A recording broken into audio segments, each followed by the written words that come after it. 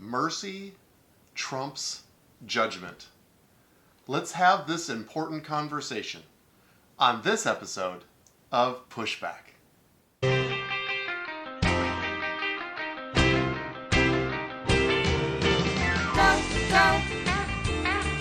Jonny, go, go. Go, Jonny, go, go. Go, Jonny, go, go. If you're concerned about the direction our culture is heading, then maybe it's time to push back.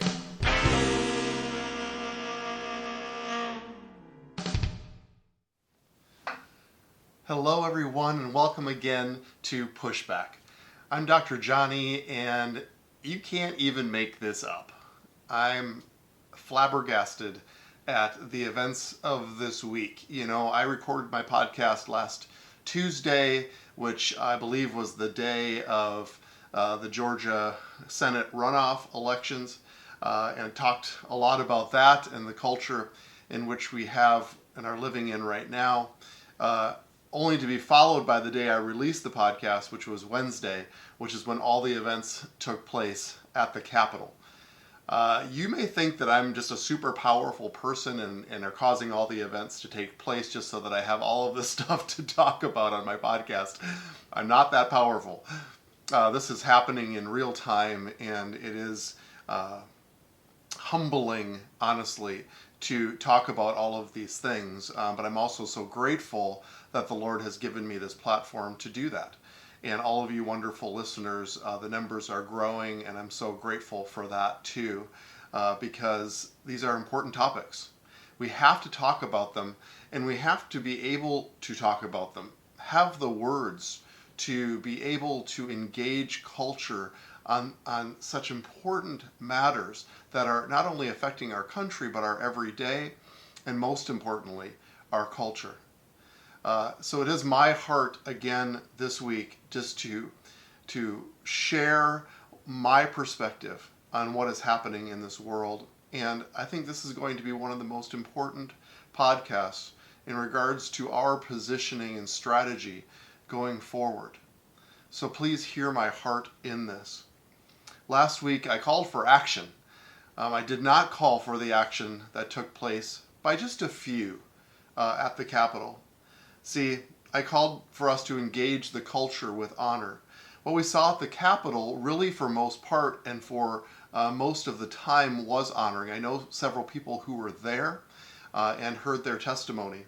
And it was honoring, respectful, it was peaceful, but it was overrun by dishonor, by those who felt that they could take their dishonor and push it literally beyond a boundary and a barrier. And it proved that day and the days since over this last week of exactly what I've been talking about, that dishonor closes conversation. It actually does the very opposite thing that is desired, which is to be heard.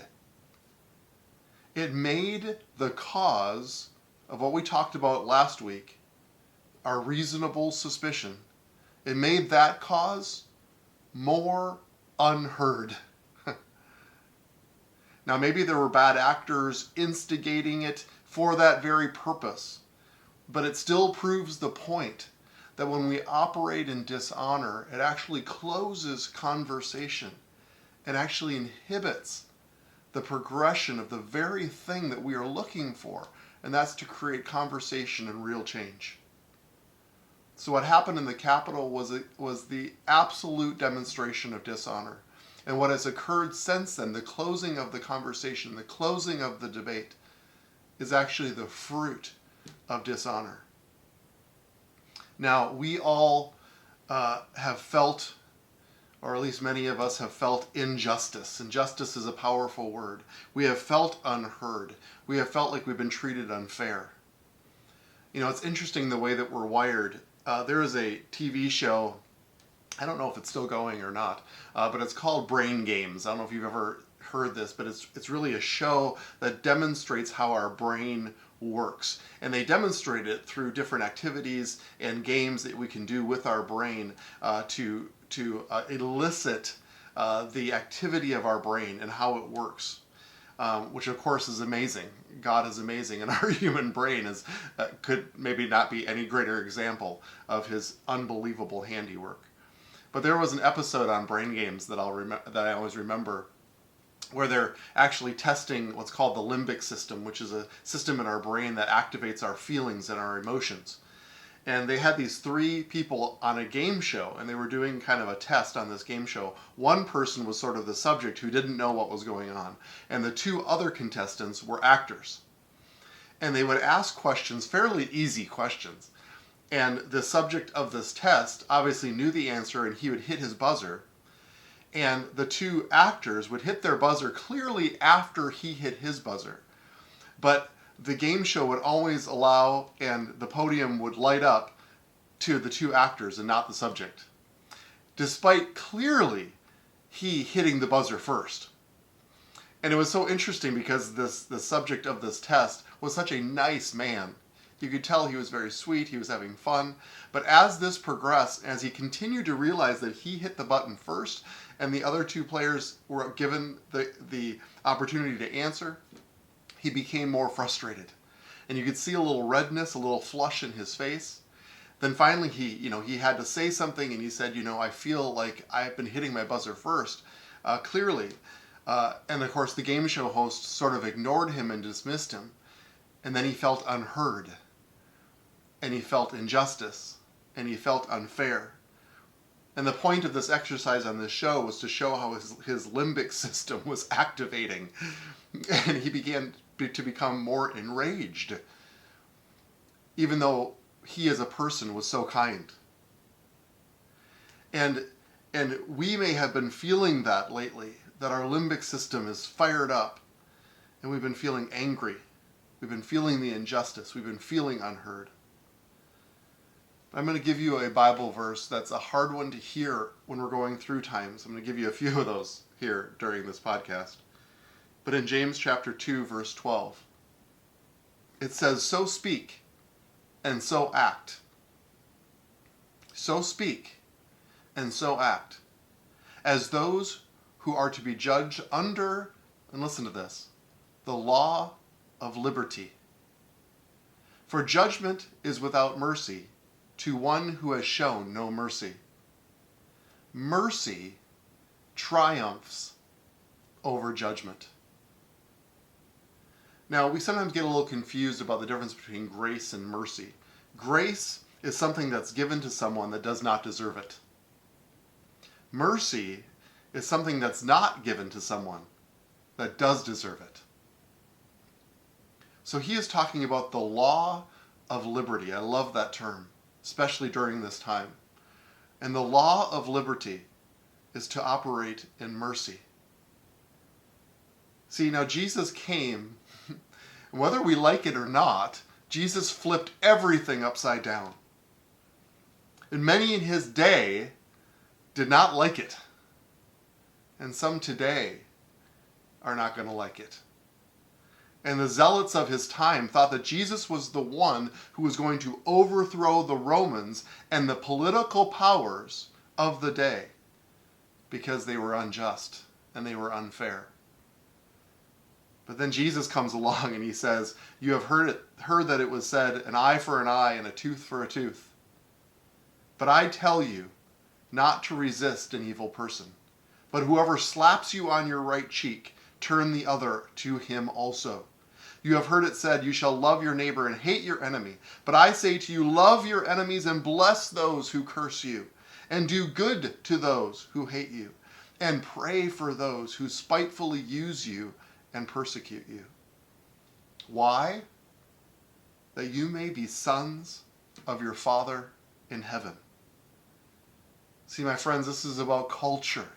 This is about the culture of our house, the culture in the home in which we live, the culture of the Father.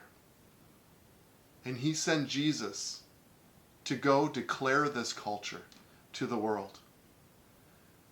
And we got to think about this. Think about the political times in which they lived. Jesus' time. We think that we have it bad. We think that we're being treated unfairly.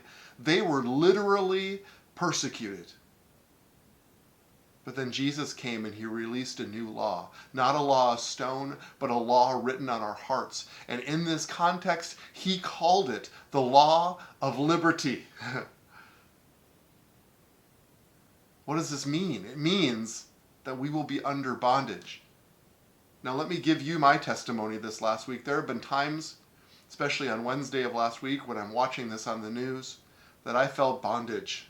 I felt something in my spirit that was yucky and was dark. And maybe you felt it over these past couple months. It's a political spirit, if you would, and we're under that heaviness, that bondage. And that's what we feel when we're under the law of judgment only. Now, interestingly, in James 2:12, it doesn't say that we aren't supposed to judge. It doesn't say that mercy cancels judgment. We, as the ambassadors of heaven, we can judge what is right and what is wrong and what is true and what is false. He gives us the mind and the will and the emotions and the spirit to operate in righteous judgment here on this earth. But what Jesus came along to say is that there is a superior way. A superior way. Mercy doesn't cancel judgment, it triumphs over it.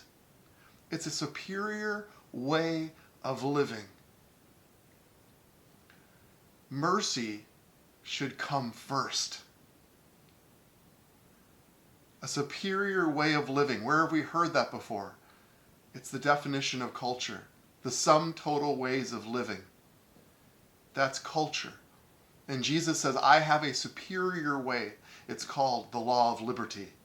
It sets us free. So if we feel like there's real unfairness, real injustice, the things that we are facing right now as a nation, what do we do? Well, today, we have a powerful choice to make, just like any other day that we live. We have powerful choices to make. And that's for mercy to come first over judgment. For mercy to triumph over judgment. For mercy to trump judgment. I like the phrase, I like the play on words, because mercy comes first. It is the most difficult thing that we have to do as Christians on this earth. That's to stand up for what is right and turn the other cheek. Oh. Whoa, that is not easy. That's not easy to stand up for what is right and turn the other cheek. But my friends, this is what sets the culture. It's the culture of the law of liberty. So Jesus made the same point when he talked about the parable of the unforgiving steward in Matthew 18. We know the story of the ruler, and a man comes to him indebted to the ruler, and the ruler forgives his debt. He leaves debt free. But then he goes out and he challenges those who owe him to pay him. And he treated them severely. This man is brought back before the righteous judge, the righteous ruler. And he said, I showed you mercy, but you did not operate in the law of liberty. You operated only in the law of judgment. See, many of us feel like something has been stolen from us, like literally stolen from us. That something is owed to us. There is a debt that needs to get paid. And my question for you is, we as Christians, do we settle the debt? Do we look for someone to pay us back? Or do we forgive the debt? Forgiveness of a debt is proceeding like nothing is owed to you. The man that left the righteous ruler's palace left owing nothing. Forgiveness is proceeding like nothing is owed to you. Jesus had every opportunity. Jesus had every resource to his disposal. to settle the debt on the cross. But instead, he chose to forgive it. Not only for the circumstances of the crucifixion, forgive them for they know not what they do, but for the whole world. So my friends, this is not easy. And I am not asking for us to lose our resolve, our sense of justice. And most importantly, I'm not asking for us to lose the love of our nation. I'm not even asking for us to not judge the situation. I am asking for us to be merciful, and to be merciful first. See, mercy is not a passive word. It's not giving up, it's not cowering, and it's definitely not sitting down and shutting up. That's not mercy. Mercy is not giving something that someone does deserve. So what do we feel like our quote-unquote enemies deserve? They deserve our anger, our disrespect, our dishonor, even our hate. But I released a podcast almost exactly a year ago. It's my second podcast, titled, Which Comes First, Honor or Anger? It's one of my most listened to podcasts, and I encourage you to go back and listen to that. It's about order. It's about what comes first. We can even have righteous anger, but it always needs to be delivered through a filter of honor. It is the pathway to open conversation, and open conversation is the only way things change. We can't force ourselves or our views onto people any more than we want them to force them on us. We want to have a conversation about culture and what is best for us and the superior way of living. Honor, respect. See, it says to pray for those who persecute you. Now listen, this is going to be hard to hear, but here I go. As we pray for those to whom we disagree, remember, honor doesn't mean agreement. We should not pray that they would change or that God would change their mind. We should pray that they would succeed.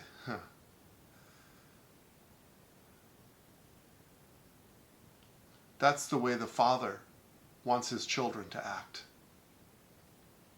That's the culture of the Father. And it's the law of liberty, where we cheer each other on and pray for others to succeed. We need to pray for visitation. Everyone who's listening to this podcast who is a Christian because of a visitation from a real God who has wooed you.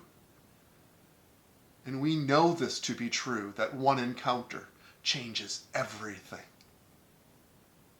It's the only thing that brings real change, is the change in the heart. So this isn't a call to something different just so I can control my limbic system. My limbic system has felt fried this last week.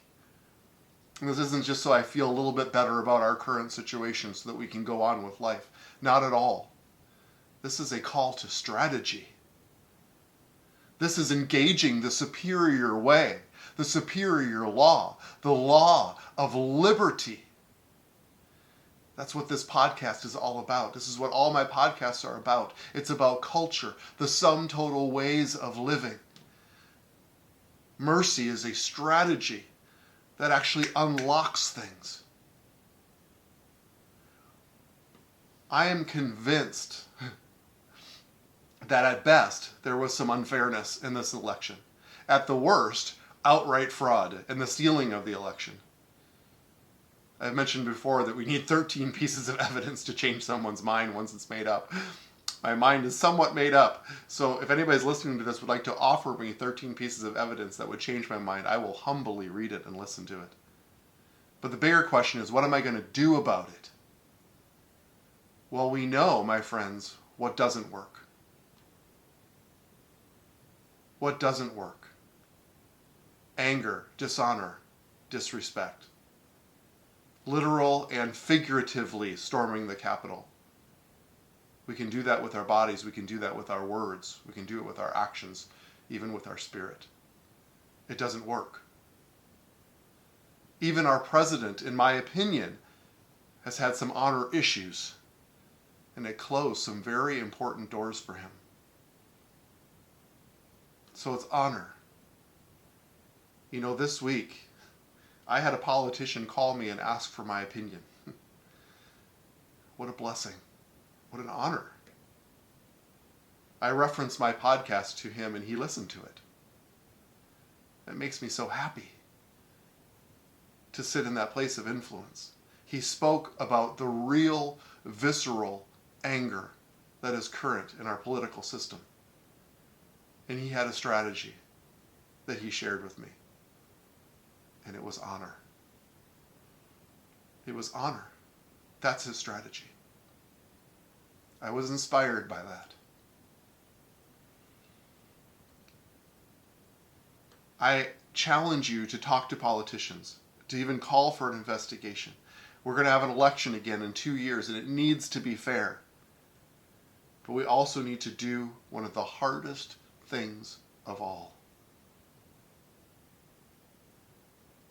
One of the hardest things that we can do is stand for what's right and turn the other cheek. To operate in a spirit of mercy first and engage with honor. So if your limbic system has been a little bit fried, this is what I'm going to ask for you for this week or forever how long it takes. I did this. You can see it on the YouTube video. I made a post-it note. And it says, mercy trumps judgment. It's the title of my podcast. And I'm putting it on my desk. I'm going to ask you to do the same. Put it on your refrigerator, wherever you need to put it, to calm your limbic system. But more importantly, to engage the law of liberty, where mercy trumps judgment. Mercy first. It's the higher way of living. It's the superior way of living. Thank you so much for listening to my podcast. I have been overwhelmed and so appreciative of the feedback that I've been getting. And I expect it from this episode too. Please tell me what you think. Tell me what you feel. Even if you disagree with me, I want to hear, because it's about conversation and honor. We are refreshing the Pushback podcast platform. It's been somewhat difficult for some people to find some things on YouTube and through our website. So we are starting a new website specifically for Pushback. It'll be easier for you to leave your comments and your questions, to find previous podcasts either on YouTube or in a podcast format. There'll be an opportunity for you to donate to this because this is listener supported. And so stay tuned over the next couple of weeks as I give you more information on that. So thank you so much. We'll talk to you next week. So now let's go together in mercy and in honor to set and shape the culture.